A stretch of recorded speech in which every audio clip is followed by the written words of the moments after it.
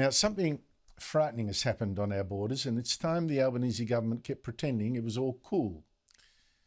During the election, Labor leader Anthony Albanese claimed it was all Scott Morrison's fault that the Solomon Islands had signed a secret defence deal with China's dictatorship. Albanese said Morrison had been rude to the island's Prime Minister, Minister Sogavare, too distant, too much to the bully, and as soon as he won the election, Albanese shot over and gave Sogavare a hug, told him he was there to listen, not to lecture, and accepted his assurance that Sogavare wouldn't let China build a naval base there. And many in the media bought all this.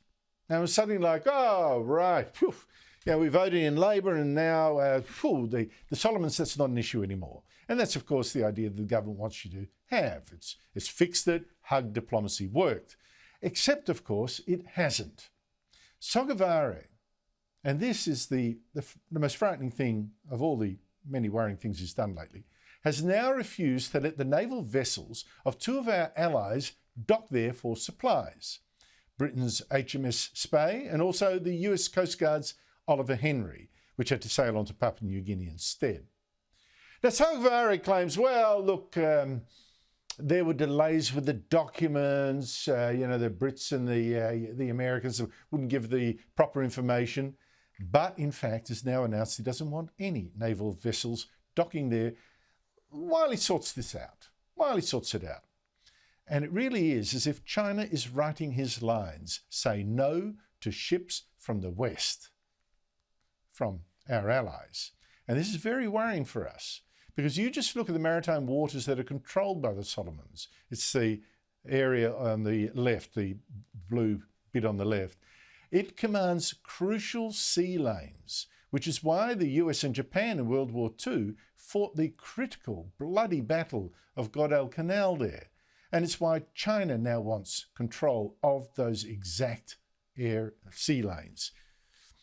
But today, Defence Minister Richard Marles made out, it's no big deal. Said he didn't even know if the new ban applied to us. Ultimately, those sorts of decisions are clearly decisions for the Solomon Islands government, and we understand and respect that. We really do feel confident that we will be able to build our relationship with Solomon Islands to a point where we are the natural partner of choice.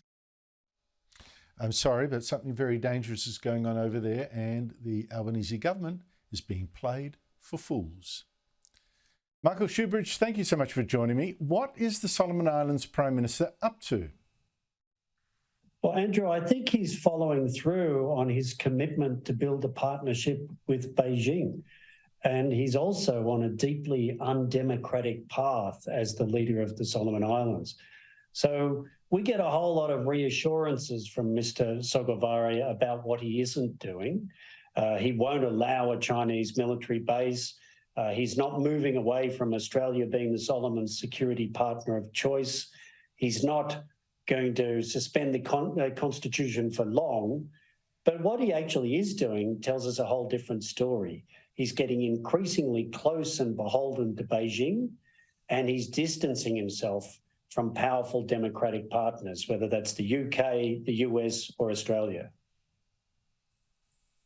Now, if this is part of getting close to China, denying US, British, and maybe Australian ships, we haven't tested that yet, access to his ports for refueling or whatever, and he does make it a little bit like a Chinese sea around there, how serious is that for Australia? Well, when you look at that map of the Solomons and its exclusive economic zone, its maritime territories, and you remember that some of the biggest battles in World War II were in places like Guadalcanal, and the channel outside Honiara was called Iron Bottom Sound because of all the naval shipping that was sunk there during the Second World War, you realise he lives in a strategically important location on the map. And that's certainly understood by his backers in Beijing, and it's well understood here in Australia. So it's a strategically important place to project military power from. Now, you've touched on this in your first answer. Since Albanese saw the Solomon Islands Prime Minister, Sogavare, 3 months ago, and, you know, it was all hugs and kisses and he seemed to all sort it out. Sogavare has, in fact, ordered his national broadcaster not to criticise the government. He has made a deal to let China build some of his country's telecommunications, which is an opportunity for China to spy. And he says he wants to delay the elections that are scheduled this year for a year or so. What do you think's actually happening there? I think he wants to stay in power through whatever means he has. This is the 4th time he's been Prime Minister. Each time he's come to power, not for all that long and through political turmoil. Like Xi Jinping, his partner in Beijing, he wants to extend his term in office. And Beijing's willing to help. So for personal power reasons, he's opening his country up to China and he's distancing it from us. That shouldn't surprise anyone. He's always had a virulent antagonism towards Australia, which he expressed openly back in 2007 when Australia was part of the Ramsay Regional Security Mission that was keeping the Solomons together. Now, and also, of course, China has given him a slush fund that is used to siphon off millions of dollars to buy support from other Solomon Islands MPs. Now, the Albanese government has actually said basically nothing about all these developments. What do you think it should do? I think they should not listen to the reassurances coming from Mr. Sogavare, and neither should any other member of the Pacific Island Forum, countries like Fiji, PNG and Vanuatu. Instead of listening to his reassurances, we should judge him by his actions. We should not engage with him like he is really a democratic leader. He is a budding dictator. There should be no hugs. He shouldn't visit Australia. And we should distance ourselves from Mr. Sogavare and his purchased MPs who are helping him retain power. But the other big thing is we shouldn't be giving him $17 million for these Pacific Games, which he's using as the pretext to suspend the Constitution and not face the Solomons people in open elections. We're doing all the wrong things by pretending his assurances matter.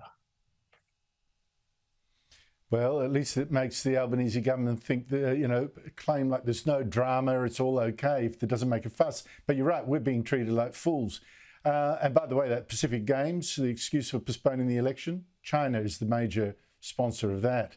It's incredible. Just quickly before you go, Mikhail Gorbachev has died. He was the last president of the Soviet Union before it collapsed and communism ended. He's been praised as a reformer. I'm getting quite sick of all the praise I'm hearing today. You know, Glasnost wanting an end to the Cold War, a bit of a hero, all that kind of stuff. But isn't that giving him too much credit? He actually wanted to save communism, wanted Russia to stay communistic. He wasn't for freedom in that sense. And he only wanted an end to nuclear weapons because Russia was flat broke under communism and could no longer keep up. Are we giving Gorbachev too much credit? Yes, I think we are not remembering the past. So you're right. He was a true believer in communism. He had no intention of dissolving the Soviet Union. He wanted to strengthen it by what he thought was internal reform.